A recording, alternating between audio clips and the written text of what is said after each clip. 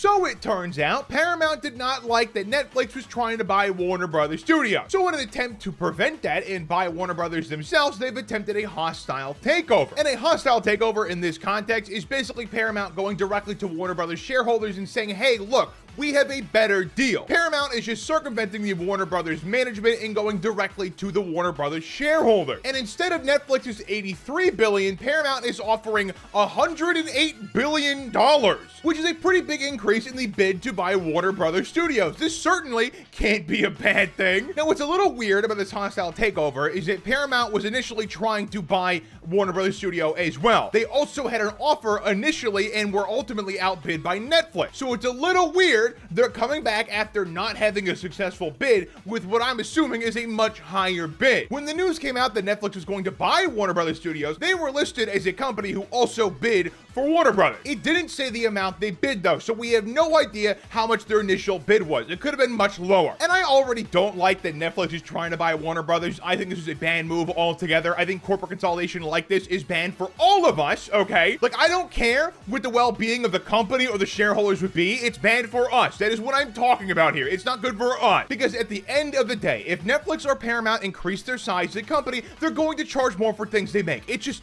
obviously what's going to happen. This has happened every time a mega corporation gets rid of its competition. It gets rid of the competition and then raises the cost of their goods or services. So regardless if Netflix or Paramount buys Warner Brothers, it's going to be not great for anybody. But I also think Paramount might be a little worse because for context, Larry Ellison owns Paramount. And David Ellison, Larry Ellison's son, has been on TV ever since this was announced, talking about how this will save Hollywood, how they're trying to save Hollywood in movies altogether, trying to save cinema. Now, obviously, this is not true, at least in the way you're thinking it. They're not going to save Hollywood by making Hollywood creative and free again. They're going to do whatever they want with it, which is going to be ultimately worse for everyone else. David and Larry Ellison probably just want Warner Brothers to garner more influence, aka make propaganda. Because you've probably seen Larry Ellison and Donald Trump are butt buddy. Like, it would not surprise me whatsoever if the Trump administration blocks Netflix just so Paramount can buy it. Okay, that would not surprise me. And if that does happen, it's just showcasing the blatant corruption this administration is known for, even more so. And on top of that, I guarantee you if that does happen, Larry Ellison will be making Trump propaganda as well as Israel propaganda, because Larry Ellison